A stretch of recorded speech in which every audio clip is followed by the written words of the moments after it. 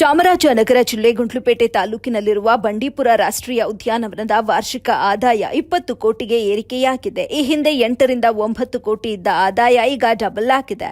ಈ ಬಗ್ಗೆ ಬಂಡೀಪುರ ಹುಲಿ ಸಂರಕ್ಷಿತ ಪ್ರದೇಶ ನಿರ್ದೇಶಕ ಹಾಗೂ ಅರಣ್ಯ ಸಂರಕ್ಷಣಾಧಿಕಾರಿ ಡಾ ರಮೇಶ್ ಕುಮಾರ್ ಮಾಹಿತಿ ನೀಡಿದ್ದು, ಪ್ರತಿಷ್ಠಿತ ವನ್ಯಜೀವಿ ತಾಣಗಳಲ್ಲಿ ಒಂದಾದ ಬಂಡೀಪುರ ಉದ್ಯಾನವನಕ್ಕೆ ಪ್ರಧಾನಿ ನರೇಂದ್ರ ಮೋದಿ ಭೇಟಿ ಬಳಿಕ ಪ್ರವಾಸಿಗರ ಸಂಖ್ಯೆಯಲ್ಲೂ ಹೆಚ್ಚಳವಾಗಿದೆ.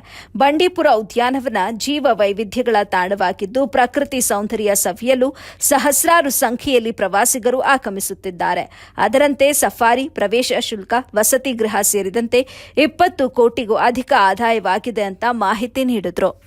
ಪ್ರವಾಸೋದ್ಯಮ ಬಗ್ಗೆ ನೋಡಿದ್ರೆ ಹೊಸ ವೆಹಿಕಲ್ ಖರೀದಿದ್ದೀವಿ.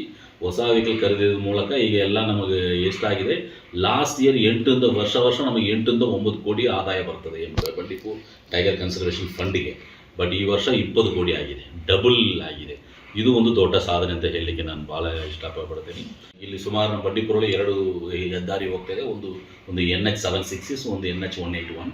2 ದಾರಿ ಒಂದು 17 ಕಿಲೋಮೀಟರ್ 19 ಕಿಲೋಮೀಟರ್. ಇದರಲ್ಲಿ ನಾವು ಭಾಳ ಸಮಸ್ಯೆ ಇತ್ತು.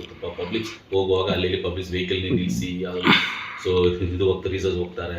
ಅದೆಲ್ಲ ಕಂಟ್ರೋಲ್ ಮಾಡೋಕ್ಕೆ 4 ಚೆಕ್ ಪೋಸ್ಟಲ್ಲಿ 4 ಪಬ್ಲಿಕ್ ಟಾಯ್ಲೆಟನ್ನು ಕಟ್ಟಿದ್ದೀವಿ. ಬಂಡೀಪುರ ಒಳಗಡೆ ಒಂದು ನಮ್ಮ ರಿಸರ್ಚ್ ಏರಿಯಾದಲ್ಲಿ ಒಂದು ಪಬ್ಲಿಕ್ ಟಾಯ್ಲೆಟ್, 5 ಪಬ್ಲಿಕ್ ಟಾಯ್ಲೆಟ್ ಇರುವುದರಿಂದ ಜನರಿಗೆ ಭಾಳ ಹೆಲ್ಪ್ ಆಗಿದೆ.